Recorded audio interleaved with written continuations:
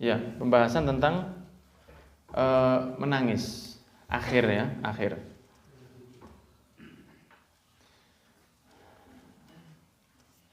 Yang ke-6 dulu ya. Dari sahabat Anas radhiyallahu anhu qala Rasulullah sallallahu alaihi wasallam li Ubay bin Ka'ab radhiyallahu anhu, "Innallaha 'azza wa jalla amari an aqra'u 'alaika lam yakunil ladzina kafaru." Qala wa sammani laka qala na'am fabaka Ubay.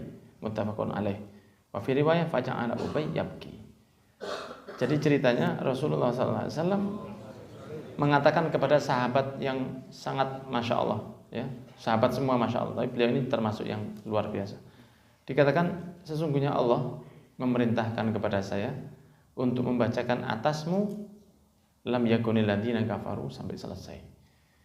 Maka sahabat Ubay bin Ka'ab mengatakan wasammani lak, nyebut nama saya ya.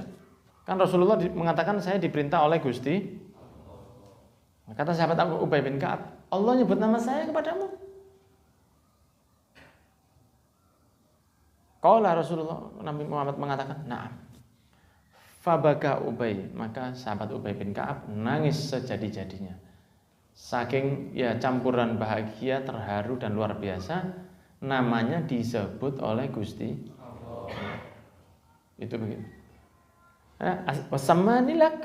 Ya, karena Rasulullah mengatakan Ubay sahabat ya Rasulullah mengatakan padanya, saya diperintah baca lam yakunil ladzina kafaru sampai selesai kepada wasammanilak, nyebut nama saya Allah. Mereka ketika memerintahkan engkau itu nama saya disebut oleh Gusti Allah. Naam, disebut nama. Nangis. Itu kan begitu ya. Saking bahagianya. Ya, jadi saking bahagianya nangis. Jadi sahabat begitu. Khadijah Al-Kubra juga begitu, mendapatkan salam dari Allah langsung. Dikatakan oleh Rasul, kamu mendapatkan salam dari Gusti Allah. Dijawab oleh Sayyidatina Khadijah Al-Kubra, Allahu huwassalam. Ya, Allahu huwassalam. Salam keselamatan itu ya Allah, itu Allah yang memilikinya. Wa minhus salam wa ilaihi ya'udus salam. Balik dijawab oleh Sayyidatina Khadijah. Ya, itu kemuliaannya Al-Kubra. Khadijah, istri Rasul, Al-Kubra yang agung.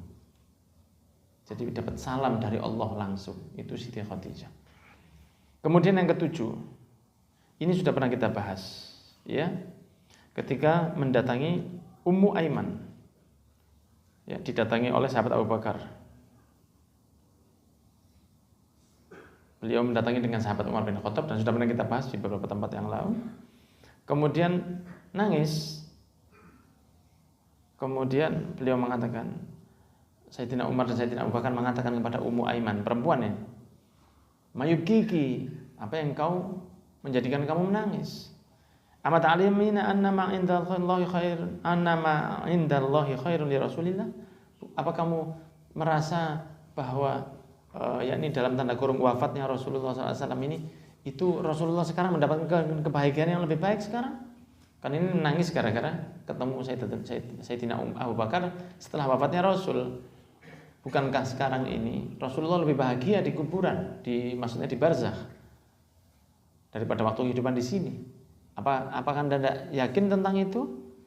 Kata Ummu Aiman, saya tidak nangis karena itu. Ya. Tapi saya nangis bahwa wahyu sudah tidak turun lagi kepada kita. Setelah dengar itu mereka semua menangis bersama-sama. Okay. Kemudian yang kedelapan, ketika Rasulullah sedang kurang sehat, memerintahkan sahabat Abu Bakar, maka Sayyidatuna Aisyah, istri Rasul, anaknya Sayyidina Abu Bakar As-Siddiq mengatakan, ayah saya itu ya Rasulullah, orangnya gampang nangis. Takutnya nanti kalau dia mulai mimpin baca ayat, nangis ya Rasulullah. Tetap oleh muruhu falyusalli. Tetap aja suruh sholat, suruh ngimami. Karena memang ini menunjukkan bahwa seperti menangis dalam sholat itu boleh. Pokoknya asli nangis, jangan dibuat-buat nangis. Kalau dibuat-buat percuma. Iya, yang ke-9. Ini yang menyampaikan sahabat Abdurrahman bin Auf ketika diberi makanan. Ketika beliau sedang puasa. Ya. Kemudian beliau mengatakan qutila Mus'ab bin Umair.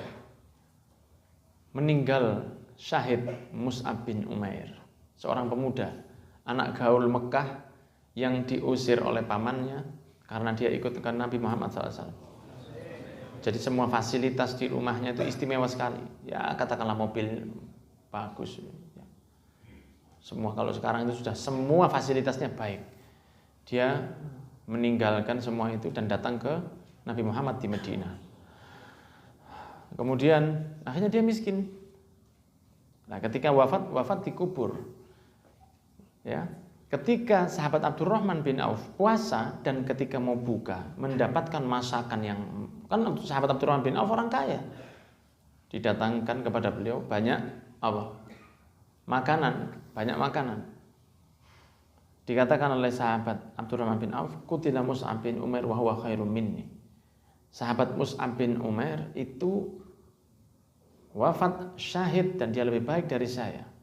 Falam yujad lahu ma yukaffanu fihi illa burdah. Tidak bisa yang dibuat, tidak ada sesuatu yang bisa dipakai untuk nutup tubuhnya ketika mau dikuburkan itu illa burdah, kecuali hanya satu kain saja seperti selimut begitu.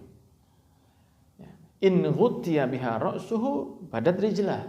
Kalau ditutupkan ke atas, kakinya kelihatan, saking pendeknya. Itu saking tidak punyanya dia. Saking tidak punyanya kafannya. Wa in ghutiya biha rijlahu badat ra'suhu. Kalau ditutup ke bawah, kepalanya kelihatan. Tidak punya apa-apa waktu meninggal. Sama sekali tidak punya apa-apa.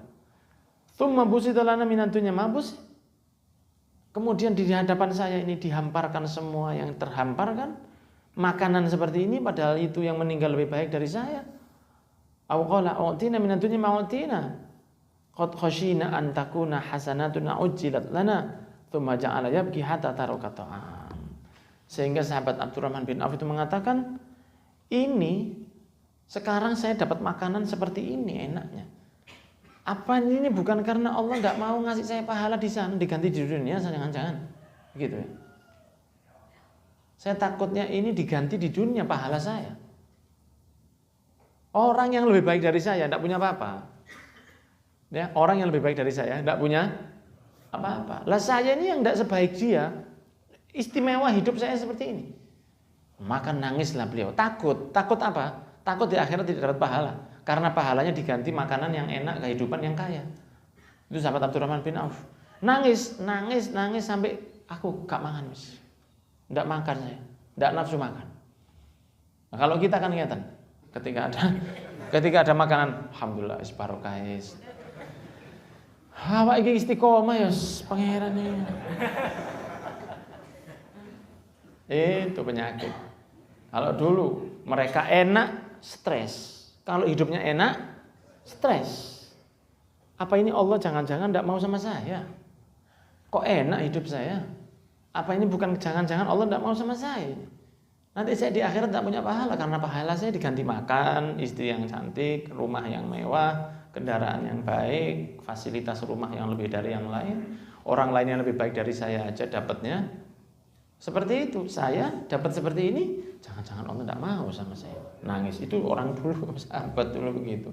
Padahal sahabat Abdurrahman bin Auf ini giginya habis untuk membela Rasul, habis giginya. Perang ikut perang. Itu aja masih merasa saya ini bukan siapa-siapa. Itu sahabat Abdurrahman bin Auf. Ya. Kemudian yang ke-10, yang terakhir dari bab menangis, Rasulullah mengatakan tidak ada sesuatu yang lebih dicintai oleh Allah dari qatrataini wa atharaini. Qatrataini wa atharaini. Dua, apa itu? Tetesan. Ya. Dan dua amal yang dilakoni. Apa dua tetesan? Tetesan air mata. Karena takut kepada Allah. Tetesan air mata yang memikirkan dosa-dosanya. Ya, dan tetesan darah ketika perang fisabilillah. Ya, itu 2 tetesan yang kata Nabi Muhammad ahabbu ilallah, paling dicintai Allah. Tetesan air mata karena takut dosa, tetesan darah karena berperang. Sedangkan 2 amal yang disenangi oleh Nabi oleh Allah Subhanahu wa taala yaitu adalah amalan yang diwajibkan oleh Gusti Allah Subhanahu wa taala. Ya, apa itu? Sebentar. Wa amal atharani fa atharna fi sabilillah ta'ala wa atharna fi faridatin faraidillah. 2 amal yang ditinggalkan adalah apa? Amal fi sabilillah dan amal ngelakoni yang diwajibkan oleh Gusti. Riwayat Tirmidzi. Iya. Nah, itu sudah pembahasan insyaallah.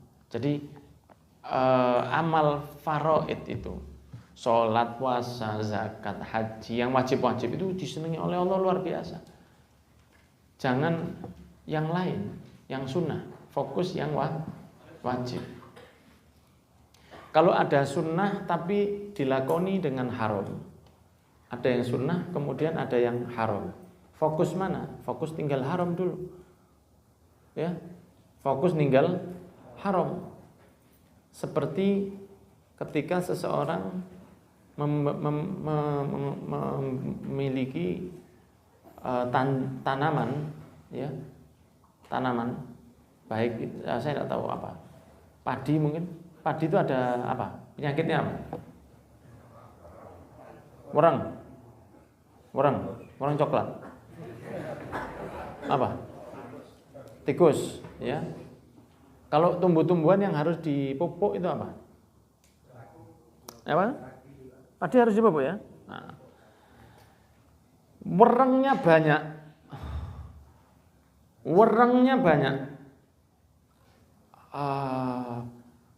Sekarang saya kasih contoh ya sudah padi aja.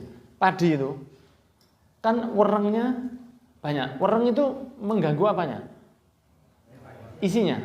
Dia makan isinya. Oh, min awal, mulai akarnya. Mulai akarnya diganggu sama dia.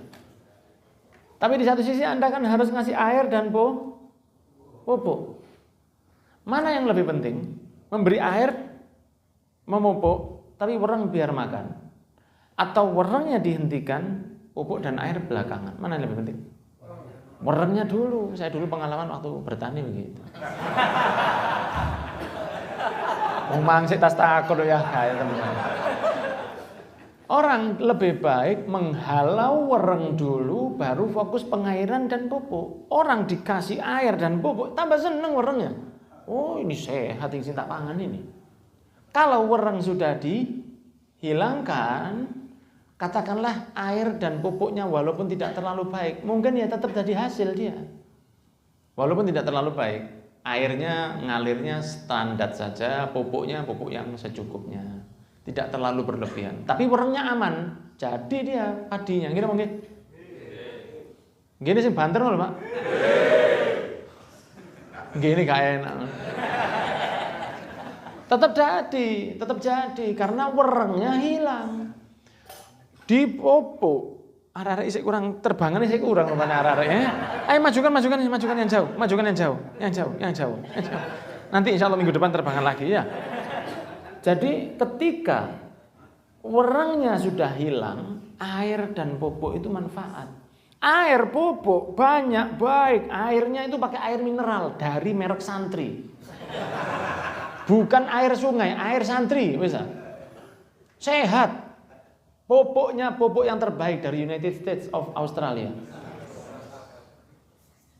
Tapi werengnya dibiarkan, tikusnya masuk terus. Ambiar, tidak bisa panen. Panen dari mana? Itu gambarnya haram sama sunnah. Kalau mau mikir mana yang dilakukan dulu, fokus kehilangkan yang haram dulu. Baru nanti ngejar yang sunnah. Sunnah digenter, haramnya tetap. Ya ini kayak wereng amblas sama. Understand? Yes, mungkin manfaat ya. Jadi banyak wereng-wereng di tubuh kita ini, ya melakoni yang haram itu. Itu wereng kita ini. Itu wereng. Jadi sunah-sunah itu akhirnya digerogoti terus. Jadi yang wajib fokus dilakoni, yang haram fokus ditinggal, Nah, sambil jalan pelan-pelan sunnah yang kira-kira tidak repot. Untuk istiqomahnya tidak repot. Nanti seperti yang pernah saya contohkan, berangkat tarawih tidak pakai hijab. Berangkat tarawihnya sunnah, hijabnya haram. Nah, buat apa? Pernikahan halal sunnah ya, tapi dilakoni dengan terlalu mewah. Dilakoni dengan terlalu mewah sehingga pakai disko, pakai band joget lanang wedok jadi satu. Lah iya kok iso si pernikahanku gak barokah. Lah biyen dimulai dengan joget. Nikahnya halal, sunnah, simple. Yang buat ruwet kan orangnya. Ayo, kan cuman 2 mempelai, saksi, wali, akad, mahar secukupnya, ijab kabul, beres. Yang gawe harus terop, gedong 80 juta, gedong 300 juta. Itu kan orangnya, Allah tidak pernah minta itu. Oh iya, kadang-kadang begitu. Saya pernah bilang dulu, ada guru menikahkan anaknya, joget sak gedong Mbak bareng. Iki guru cap Itu sunnah dilakoni cara haram, mending tidak usah pakai gedong sudah. Buat apa? Buat apa? Itu sama dengan memberi wereng, kan rugi akhirnya.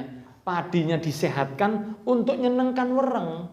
Nah, begitu pula haram sama sunnah. Haram itu kalau dia terus dibiarkan, habis amalan, habis. Kan innal hasanat yudhibnas sayyi'at, kebaikan itu menghilangkan keburukan. Tapi nek keburukannya lebih banyak, iso entek hasanate. Nah, makanya yang wajib dilakukan dulu, fokus ngilangkan yang haram, baru ditambah yang sunnah. Matur nuwun, jazakumullah khairan.